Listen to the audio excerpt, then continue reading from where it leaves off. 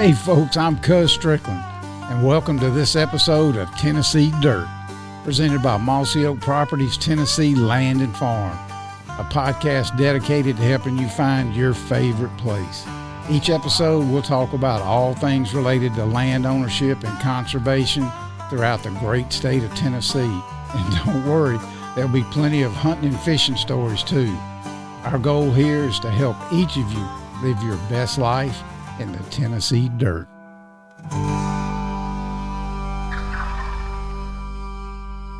All right. Is it on? It's on. It's on. We're taping. All right.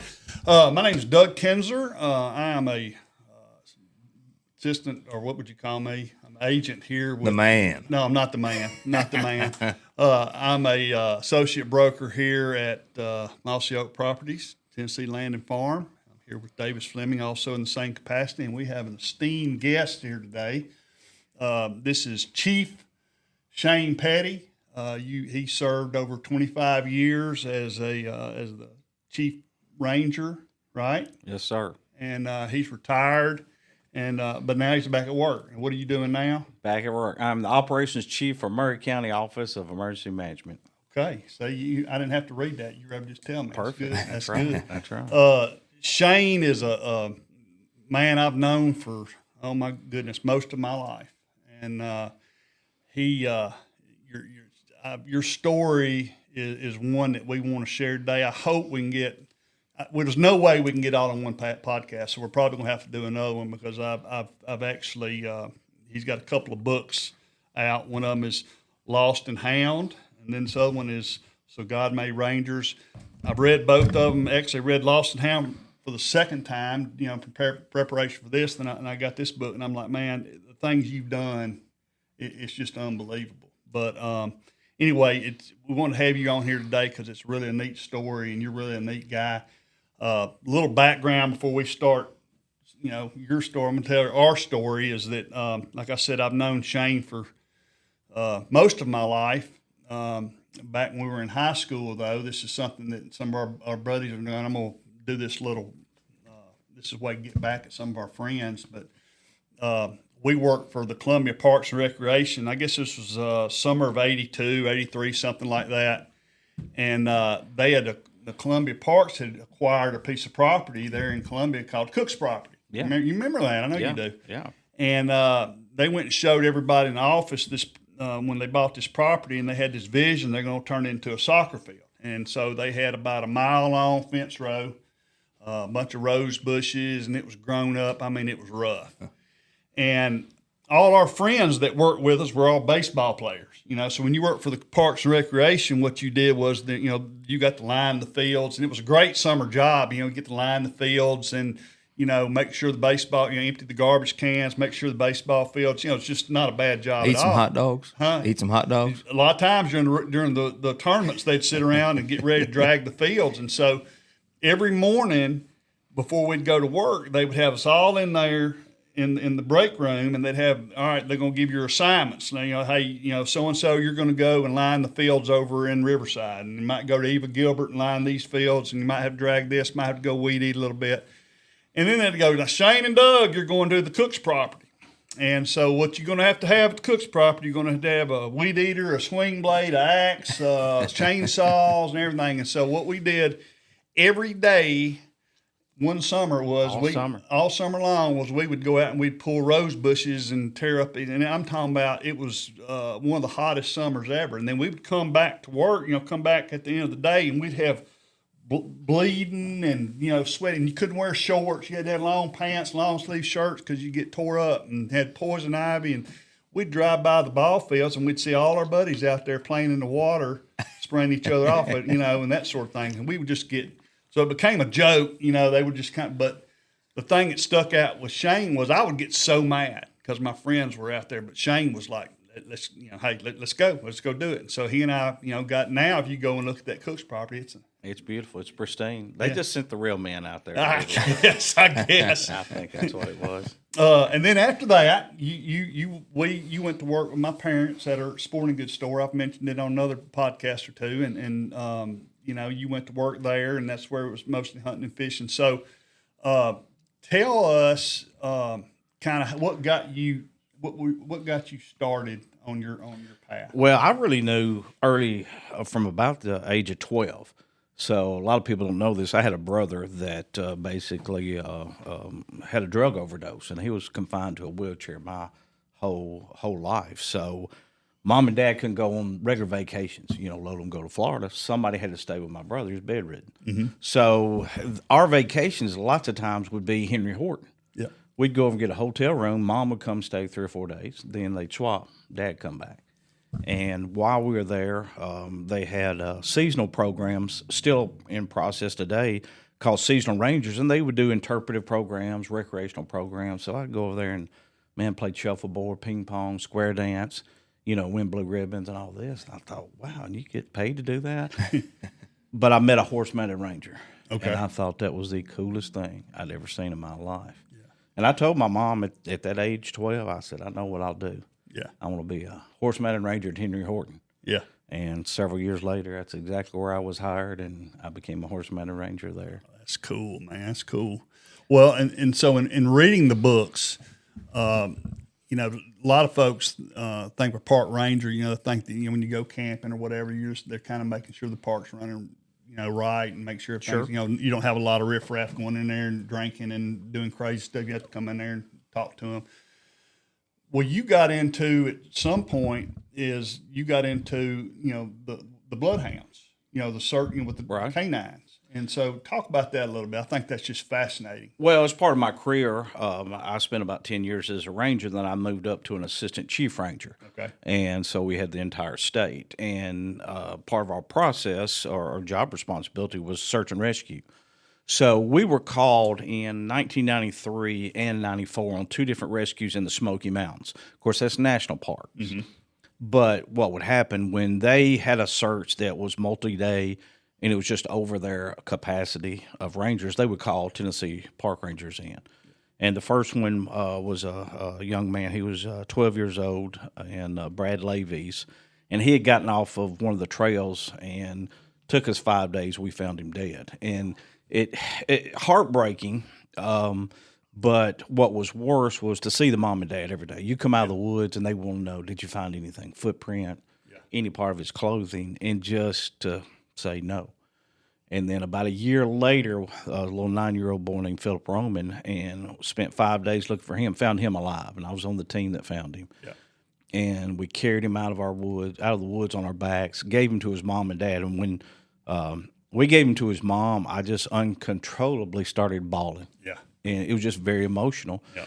And I knew search and rescue would be my thing, but as I went on, I wanted, what is my thing within search and rescue? And it was just, I always enjoyed hunting dogs, started out with beagle hounds, and the gentleman that got me into the search world, Bob Swabe, he was a retired FBI director and or FBI agent, and had bloodhounds, and he was on the James R. Ray capture in Brushy Mountain with his bloodhound, and he got me my first bloodhound, and it was just the rest is history. What, because one time I thought about getting me a bloodhound.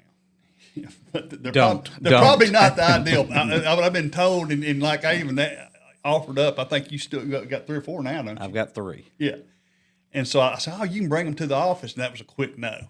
Real quick no. But what makes a bloodhound, so unique?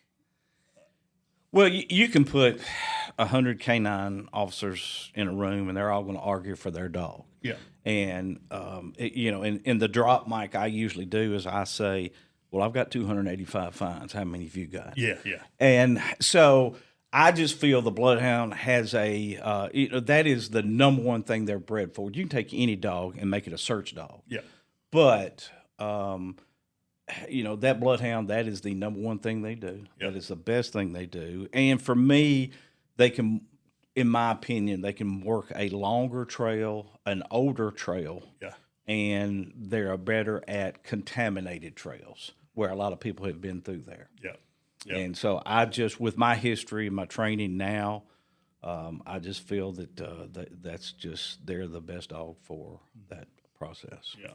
I've got a German Shorthair Pointer that I hunt with and do a lot of bird hunting with. You ever seen any of those out in the field? Yes, they use a lot of those for drugs now.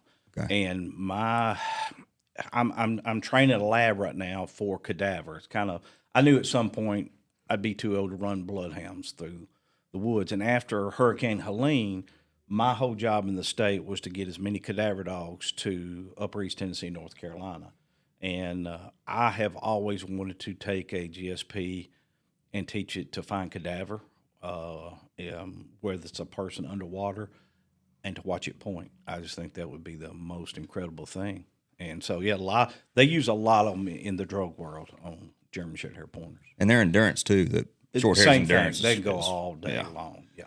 Speaking of endurance, so when you were doing your tracking, you know, and I think that the thing that, and I mentioned this earlier before we started, you know, a lot of your searches, well, initially in the first, but a lot of the area that you worked in, you know, you covered, you had kidnappings, you had bank robbers, you had DUI suspects, you had drug dealers, you had, you know, murder suspect, all that, you know, but you were working in areas, you know, primarily when you're reading the book, and we're both from Columbia, you know, these are areas that I was very familiar with, you know, and then then the second book kind of focused on some of the more, you know, eastern big, you know, where you were involved with, you know, different agencies and that sort of thing.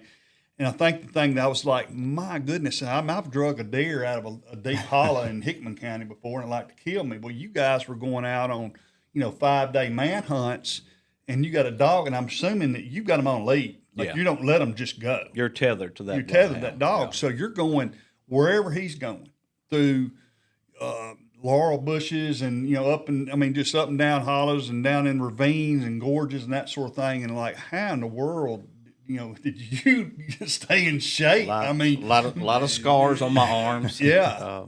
But yeah, that is the tough part. Now, I got into it just like the little lost kids. I got in it to find little lost kids at the park. Yeah. And my biggest mistake, I asked a trooper one day, I said, hey, I got this bloodhound ready to go. I said, if you get somebody to run on you, let's say a DUI guy, you know who he is, you go get him tomorrow. Yeah. But if he runs in the woods, how about let me try to track him with my dog or trail him with my dog? And first time I got that call, within 5 minutes I had him. And then a week later, they called me again. And then it just, at that point in time, I was the only really tracking bloodhound in the area. Yeah. And I just got every call, you know, and you know, just everybody was, hey, who? Yeah. They'd call me, and I was dumb enough to get up in the middle of the woods. And till one night I woke up and said, what am I doing out here chasing a bank robber? What am I doing chasing a murder suspect? Yeah. But I had a resource that a community could use, and if we got somebody off the streets, it got them out of your neighborhood. Yep, that's where I was supposed to be. Yeah, yeah. And so you know, everyone who wants to be a park ranger, you know, that's unusual that you would go in that. Well, but sometimes, I mean, it just, you never know. I mean, it just happened, and like I said, it was just a resource that most cities and counties don't need or can't afford. Yeah. Well, I have one, and if they'd call, and if I was in town, then I'd come run it. And you know, most of my things in the book, most of them, you know, are the counties around here close, but most of it came from Maury County. Is where. I mean, I remember the Parker Elliott deal. Yeah, that was a 5-day manhunt. Yeah, and you ended up being the one who like, you're the first one seen, right? I mean, you walked up on him, had your dog. I think you had to draw your gun. I mean, it was something. It was pretty serious. He had killed his entire family. His son did live, but he had killed his estranged wife and his 17-year-old daughter, I think. Yeah, and just hid out in the woods. And I had several locals down there said, "You'll never find him. He knows these woods backwards," and he did, but he didn't know what that dog could do. That dog come into play. And you know, something else that was you were in. Trying to think. Let's see, Rock Island. I think that was one where you. I think that's the one where you had the cadaver dog. Yeah. And the victim had drowned. Well, the biggest one where I used my cadaver dog was Fall Creek Falls. Okay, all right. That was my first one. Yeah. That was a 13-day body recovery. Yeah. I mean, I thought I'd be home, you know, told my wife I'd be home late tonight. Yeah. Came home 13 days later, and you find out after 13 days You better have plenty of underwear packed.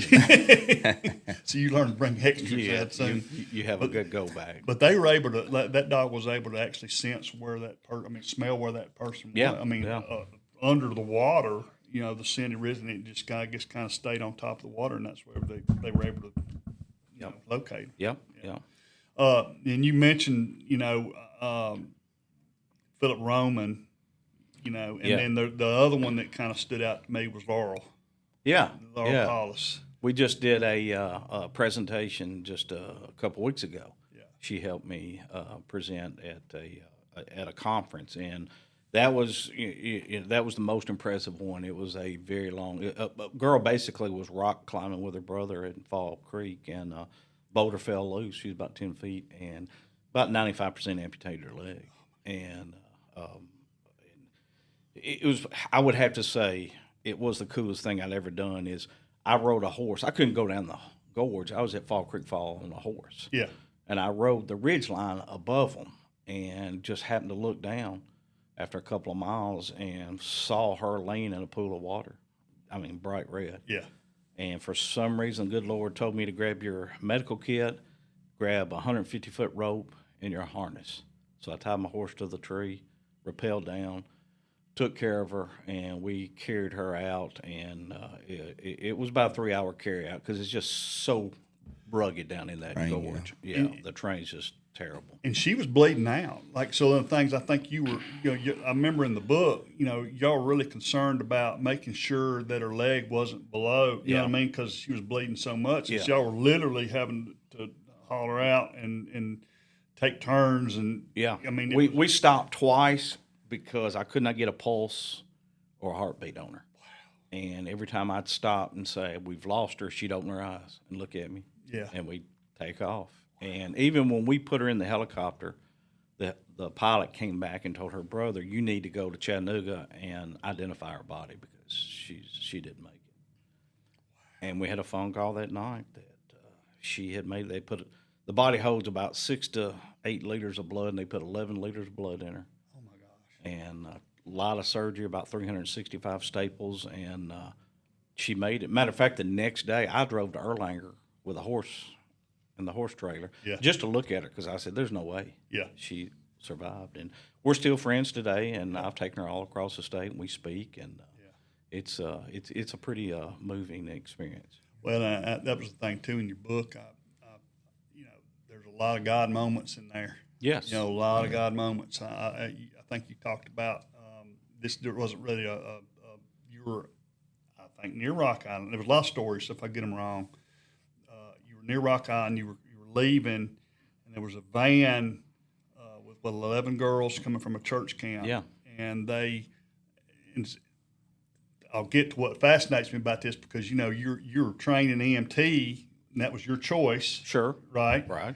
And so you're leaving, and then this van pulls out, and a semi hits them, and you're like, immediately you're calling, multiple ambulances need to show up. You figure there's going to be dead bodies. It was, and every one of the 11 girls in that van, they were hit by 18-wheeler. Every one of them were ejected, and I watched them fly through the air. And so I called the county. I said, you send me every ambulance you got and 2 or 3 helicopters. Yeah. And I got over and what we call triage, just as they do in the military. You look for, the worst one and, who can you save? Yeah. And, there's going to be somebody you can't save. And somehow, because I don't know if it's because they came to church camp, God was just with them that day, but we only transported 2 girls. And they really just only had real bad road rash. Yeah. That's amazing. So you can't tell me God wasn't in that van with them that day. Yeah. And I think it's cool, too, that you've stayed in touch with a lot of the folks you found over here. Yeah, that's just kind of my thing. I just like to, especially writing the book, I think I remember correctly, but, sometimes, we don't quite. So I would try to find them wherever they were and hear their side. Yeah. And say, did I have it right? Or, okay, well, they would tell me. Just like with Laurel. Yeah. When we first met, she said, do you remember in that rescue you singing happy birthday to me? And I said, girl, I wouldn't. I'm a professional. Yeah. You were dying. Yeah. I would not. And then I went, and I remembered. Yeah. And she just kept, every time we thought she had died, she'd open her eyes and say, it's my birthday. Yeah. And I guess just to calm my nerves or to pacify, I just sing her a happy birthday. Well, carrying her out for 3 hours, didn't have anything else to do. Might be the last time she ever heard somebody sing happy birthday. Wow. So makes for a good story now. Yeah. But they don't train you that in EMT school. No, but that just comes back to being, a real person, yeah. And that's what you are. I mean, you just always have been helpful to folks. And been blessed. I've had a blessed career. Yeah, yeah. And I want to say this too, after reading the books, just lighten the moment a little bit. But you're very impressed that all the grammar and everything. Since we're both Columbia Central High School graduates, you did really well in spelling and punctuation and everything. I was so impressed. Well, I had to make a presentation for the Rotary Club in front of Sheila Hickman, and I knew I'd be crucified, so I made sure I had good people to proofread. My mom had to proofread it, so it wasn't all me, I promise. Yeah. Well, and the thing that so now you're working with Maury County. Yes. And so, what capacity are you doing there now? Well, a lot what I did with the state park. So I'm over emergency management. Of course, now my bailiwick is search and rescue. Now, we don't get that much, knock on wood, in Maury County, but just a couple of weeks ago, Cheeks Bend down on Duck River, we had a missing hiker, and he was in there and called the dog out, did the same thing we've done. Just the great thing now is basically it's one county, so I go to sleep in my bed every night, which I haven't done for 35 years. Now, we will go and assist other counties when they have emergencies, search and rescues, or whatever operations. When we had Helene hit, my job was through the state was to get cadaver dogs through the Tennessee Emergency Management. I would have the Highway Patrol, Department of Health say, Shane, you know all the dogs around, get me cadaver dogs. And I would make phone calls and get dogs up there to East Tennessee. And you have to, like your capacity, previously, another thing that kind of, let me back up a little bit. Wife and I have gotten involved in this show on HBO. We watch it all the time, and it's Yellowstone Rangers. Yes. Yeah, and when watching that, I'm like, they get involved all the time with, the local law enforcement, National Park Rangers, all that. And so that was a thing that the cooperation that you guys had on any of these searches was, and so you coordinated that often? Yes. I was our department's emergency services coordinator. Okay. So whenever we went in anywhere, my job was to either coordinate it through TEMA from the Tennessee Emergency Management Agency, or I'm not a guy that sit behind the desk. No. So I usually would coordinate it with boots on the ground. Yeah. I'd either be there or it'd be hard to keep me out of the woods. Yeah. Now, the last one that taught me, and here's a case, and there's a lot of sadness to a lot of this. We just hit a 4-year anniversary of a young girl in Hawkins County, Summer Wells. Mm-hmm. She's still missing. Yeah. And that was one of the last searches I physically was on, and I took a bunch of young rangers in hills and hollows of Hawkins County, and I found out I was about too old to do that. Oh, really? So we did a 2-day search. I did a 1-day search. That's right. Well, we're both getting there. But unfortunately, a good friend of mine with TBI is over that, and I give him a call a lot because he's got to go to bed every night knowing I hadn't found that girl. Right. And every day that goes by, it's a higher probability they won't find her. Yeah. And so that's, there's we've done some good things, but there's a lot of cases out there we hadn't solved, and that's tough to go to bed every night. That's the ones you remember, isn't it? Sure. Yeah. Where did I miss it? Where did they go? What did we not do? Yeah. Wow. With your experience on all these state parks, you've seen a lot of them and a lot of square inches of them that most people probably haven't. For our listeners out there, what is one of the state parks that you recommend that hikers and everything go to? Oh, man, that's a tough one. Probably, one of the most exciting ones for me was always Pickett State Park. Pickett. And it's up in Fentress County. And just because I love it, it's got some of the old CCC cabins that were built back in the 30s and the 40s by, just general labor of guys from the Civilian Conservation Corps. But it borderlines Big South Fork, which is thousands of rural acres just to hike, horseback on hunt. And so that's just still a true wilderness that we have. Now, one of the coolest things we have, been working on this for 30, 40 years, is the Cumberland Trail. Now, it'll be a connector trail from Kentucky all the way to Chattanooga, down through to Signal Mountain and connect down in Georgia. So, and it's Tennessee's version of the Appalachian Trail. Yeah. So it's not complete yet, but it's getting really, really close. So there's a lot of sections that are open. So if you're true hikers, that's going to be a pretty cool section when it gets finished. Now, are they working with landowners to create this trail through the state of Tennessee? That's why it's not completed. Yeah, there's some of them that folks just don't want to. Lots of times, all we need is a 10-foot path on the top of a ridge. Sometimes we have to buy a 10,000-acre tract to get just the trail, and some of those parks are now their own standalone state park. And so, but the holdout is just still trying to get acquisition through some private land. When you if you're going to talk to some folks and they're going to go, and they're not seasoned hikers, okay, but they want to go, hike some of these trails. And the thing that stands out as well, some of these folks that get lost, is that they make mistakes. Sure. What would be your advice, to prevent some of these folks for something like this to happen? I mean, what would be the best thing? It's always going to be preparation. Yeah. One of the good things that I feel like I've done is not only do I use my canines to find people, but I try to do a lot of education. So I've probably educated maybe 30,000 kids over the years. So I will do an abbreviated class called Hug a Tree. Mm-hmm. And what I do is I'll take my backpack and I'll tailor it to whatever age group, because you can do 4-year-olds, 40 or 100-year-olds. Yeah. And I'll just say, here's what I take in my backpack. Here's how I would prepare. Yeah. So every kid's got a backpack. They take their books to school. During the summer, it's just sitting in the closet. Put this in there. Teach your parents, or I teach scout leaders. Yeah. And say, here's how you prepare. Get your hiking maps. Go to the ranger station. Know where you're going. Have the proper clothing. Know what the weather is. Yeah. I mean, that's the biggest thing that gets folks in trouble. And it is just prepare. Know your limitations. There's been so many calls I'll get in the middle of the night, and it'll be somebody that left 45 minutes before dark on a 12-mile trail. You're not going to make it. And they get out there, and they'll tell me, they'll dispatch a 911 call, and the people will tell me, I'm lost. And they'll be on the trail. It's just dark. And I said, you're not lost.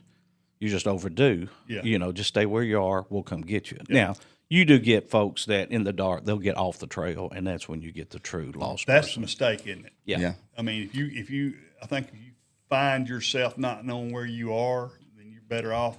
That's why we call it hug a tree. Yeah, you stay right there, hug that tree. We're going to come. If you told somebody where you were going, somebody's going to know you're overdue. Yeah. And we're going to send a lot of resources. That's one thing I got to get better of. I was out on a 300-acre property the other day by myself. Didn't even tell my wife I was going, and get out there, no cell phone service, no nothing. And that's something I got to get better to do. Let people know where you go. Well, and that's it. I mean, that's the biggest thing. If we know a section, especially with the technology and phones, we can do a lot. We can find people just from sitting in, at the house with technology, but just knowing, and we're all guilty of that. I'm going to run out here and just check this food plot, but I didn't tell anybody. Yeah.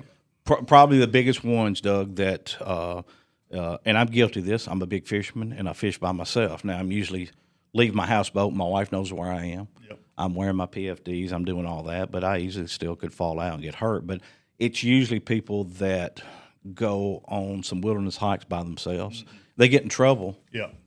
There's nobody to go back and get help. Yeah. And so until we get the call, hey, they're in trouble. Yeah. At the very least, tell someone where you're going. Sure. Sure. Yeah. Very least. Yeah. Fortunately, my wife knows everything I do, so it's like, and that's good. That's the thing, right? Yeah. But and the thing too is that we grew up in an era where you didn't have cell phones. Sure. And so I've taught my kids, because you just don't ever know what's going to happen, and so I've taught my kids how to read maps. I mean, I think that's and a compass. I mean, it's just that's technology. There's nothing technical about that. People have been doing that for eons, you know. So I do a lot of instructing still. I teach at the Tennessee Law Enforcement Academy, and we teach twice a year a class called TSAR, and it's for police, firemen, emergency managers. And everybody that's ever been into any of my classes, they know I will say, my saying is, don't trust technology. that's right. Because it will let you down. This little kid that we went to look for last week in Maury County, you know, he called and said, my cell phone's going dead. His biggest problem, he was using his cell phone for a flashlight. Oh, Take a flashlight. yeah. Because battery drains quick on them phones. Yep. Yeah. And that's what happened. You know, we couldn't use the technology. We knew where he was in a general area, but he just wandered around all night. If he'd have just sat still, taking a flashlight, he probably would have found his way out. Oh, yeah. I've been using OnX, that tracking. Yeah, I do Yes. that. Yeah. Yeah, track yourself on OnX when you're going out. Got a path coming back on it. It's a nice feature of it. Yeah, because like you know, you and I, you know, we're going to these properties we've never been to, and you know, often I'm by myself, and so I'm actually trying to mark a property line or something like that, and I use that tracker all the time, and it, you know, helps a lot of ways. And then you can, you know, if you're going to show someone and you're not able to do it, you know, I can just send them a screenshot, you know, the track and that sort of thing. So. Yeah, any apps you recommend besides on it? I mean, well, you know, there's several of them like All Trails that you can share your trails with you. Okay. So if you're a big hiker and you're just like, look, I'm going by myself, well, use an app like that and share it with people, and that way they can go in. If you're overdue, they can go into that app and show exactly where you went, where you are, and so we can go in and almost just go pinpoint to you, send a helicopter or a drone right to your last location. Yeah. So those are good apps to have. Yeah, and you brought this up, helicopter. That was you've taken a lot of helicopter rides. Do you know how far it is to drive across the state? Oh, I see why you did it. You know, I mean, the first time I did it, you know, it doesn't take but a few minutes to get to Gatlinburg in a helicopter versus 4 hours in a vehicle.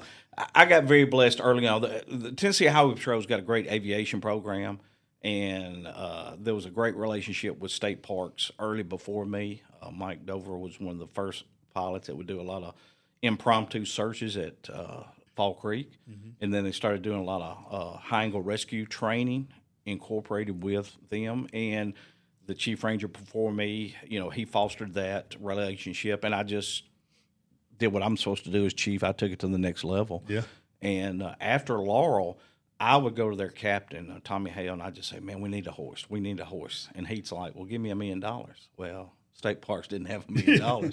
But I just kept beating the door until they found some money and put a hoist on their Huey. And they would do a lot of things with just their regular helicopters with FLIR. But now they have two helicopters. I think they're just acquired a third one that they have FLIR capability and hoist capability. What's FLIR? FLIR is forward-looking infrared. Okay. So anything you've seen at night where, you know, same thing with scopes that you're hunting hogs, things like that. And so not deer. No. No. But you see the heat from the human body. Yeah. And so it is perfect to where if we know a general location, aviation, drones have them now. So they go out and will look. Yeah. Now there's advantage of those. It may can cover so much ground and find a person just like that. However, the other night when we were looking for this kid, there were 2 police officers with me and a lost individual, and they knew exactly where I was because they were tracking me on Life 360. Yeah. So my FLIR operator knew exactly where I was. He was above me with a FLIR on a drone, but the canopy's so thick he couldn't see us. Right. So this time of year, it's not the greatest. And that goes back to not trusting technology. Sure. 100%, you know, boots on the ground is just, you can't be replaced. Right. You Exactly. can't be replaced. Exactly. So we call it tools in the toolbox. You just use every tool that you've got. And the aviation THP has been a great aviation tool for us. They've done great things. If you want to see, Lieutenant Brad Lunn is probably the biggest hero that I know of. When we first got a park in Upper East Tennessee, just above Cookeville, Cummins Falls, the first week we got it, I knew it was going to be a search and rescue nightmare. And the first week we got it, we were doing some training at Fall Creek, and I asked him to fly to see if we could do a hoist out of there. We flew the Huey up, and he said, sure, no problem. And I said, well, do you think you could land down at the bottom? and just put somebody. If you were in one of the smaller helicopters, I said, I don't think you can do it. Big mistake. Big mistake. You don't tell a pilot He can't do something. Yeah. So about 2 weeks later, he sent me a picture, landed on the sandbar, got out, took a picture, and sent it back to me, which was cool because he did. But if you were to YouTube Brad Lund, THB Aviation, and Cummins Falls, you'll see him. He saved 9 lives in one day from his helicopter. That big flood. That big flood. Yeah. He picked 4 people up off of a rock. He had nowhere to land his skids, just hover them over the wall. And the first thing he did is he hovered down and threw them all life jackets. Yeah. His daughter was swept away, but she lived because she had a life jacket on.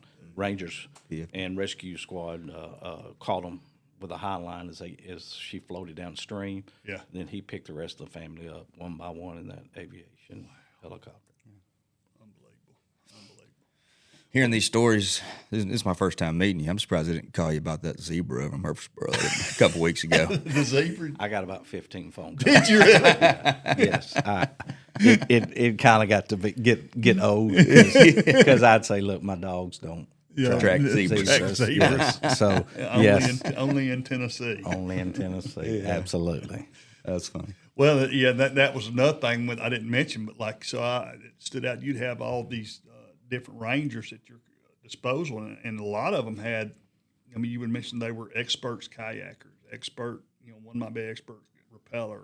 You had the folks, the helicopter. You had all the different. They all had things they could do, and so when they would all come together, sure, and work, and you'd have hundreds out there doing. And then some cases, like in the Holly Bobo case, you had volunteers that weren't with the state, weren't, right. And so you had to keep them out of the way, and so it's just you just don't think about it. As a regular citizen. I just don't think about those sort of things. I just don't, and we're lucky to have you guys. Well, there's a lot of argument too there. I'd have bosses that go, look, these Rangers should be on the park, and I'd say, yeah, but this community needs help.